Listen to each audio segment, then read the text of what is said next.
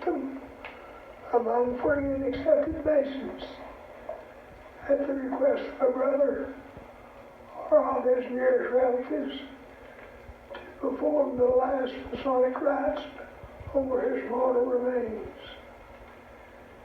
In conformity with that ancient and time-honored custom, we have assembled here that I may offer my tribute of affection to the memory of all my brothers who, like myself, have reached the end of their earthly journey and from whose grasp has dropped the working tools of life.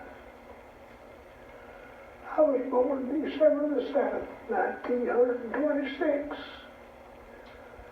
I was initiated in interference in Los Alamos number 463 on July 19th, 1969. Passed the degree of fellowcraft on August 30th, 1969, and raised the sublime degree of Master Mason on September 29, 1969. I served as Master of Los Alamos on its 100th anniversary in 1974. I'm past potentate of Cabela's Finers. I was coronated a 33rd degree Mason on December the 12th, 2009. Member of Royal Order of Scotland. That our hearts may be comforted for your sorrow and retreat for your labors. Brother Chaplain, you will lead our devotions.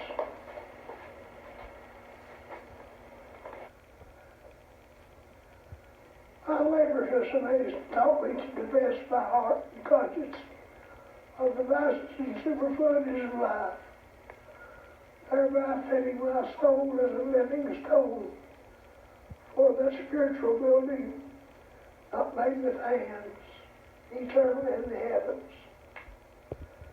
Strengthened in our labors here by faith in God and encouraged by the hope of immortality, we have sought admittance into this celestial light above, where the supreme architect of the universe presides. While this is a moment of serious and solemn thought, yet it should not be heavy with the weight of woe, nor clouded with hopelessness and despair. Facing the reality of death, let's contemplate those great ideas which lie at the heart of our fraternity: God and the immortality of the soul. My Masonic career was founded upon an expression of my faith in God. Step by step, I was taught that in God I live and move and have my being. That He is the great architect of the universe, in which there is order, plan, and design. These truths give us strength for our labors and enable us to face the pain, the disappointments, and the loss of life with the confident expectation that He that doeth the will of God abideth forever. Our present meeting and these proceedings would have been in vain if they failed to excite your more serious reflections and strengthen your resolutions of amendment. May your faith be evinced in a correct long walk in the pulpit.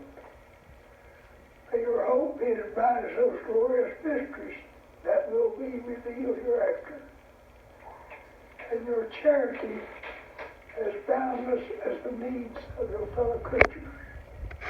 Let us resolve to maintain with greater sincerity the dignified character of our profession, and to study the precepts of our order, which are taken from the sacred scriptures, which we receive as the inestimable gift of God to man,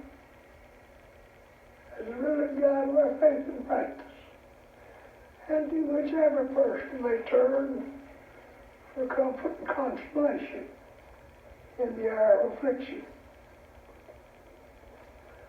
That which we call death is only transient. Our lives lie not to But through the grace, we are eternal beings, made in the likeness of God and can never die. And lambskin is an emblem of innocence and is esteemed a peculiar badge of a nation.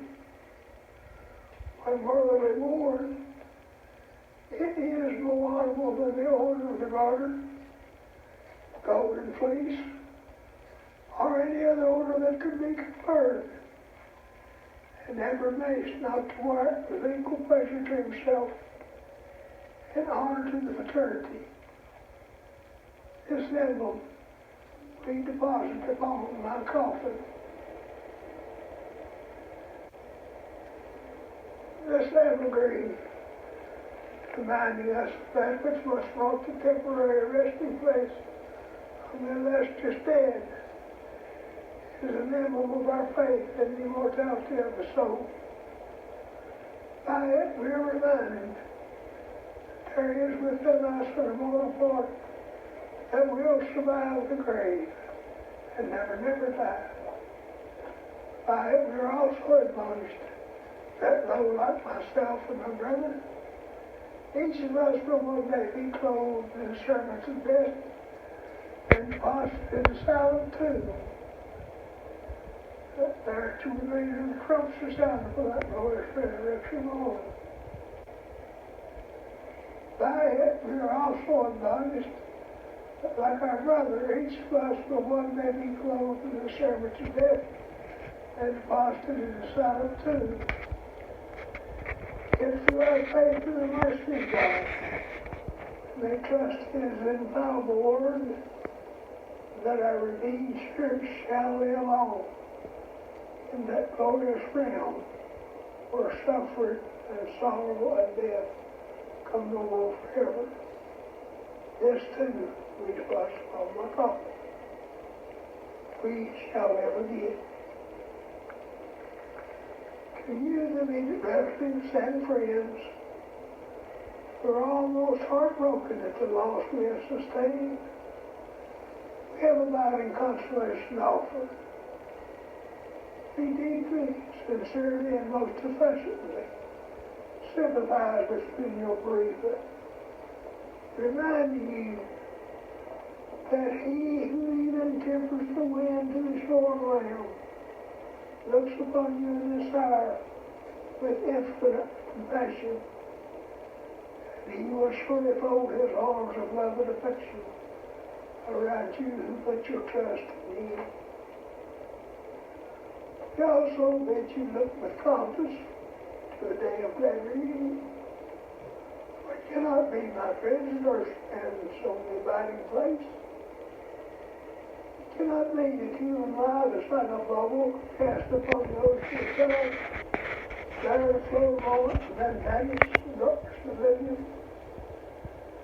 Else fire the enormous aspiration of our souls unfulfilled. Man is surely born for a higher destiny than that word. There must be. There is a place where our loved ones, taken from us by death, may abide in our presence forever.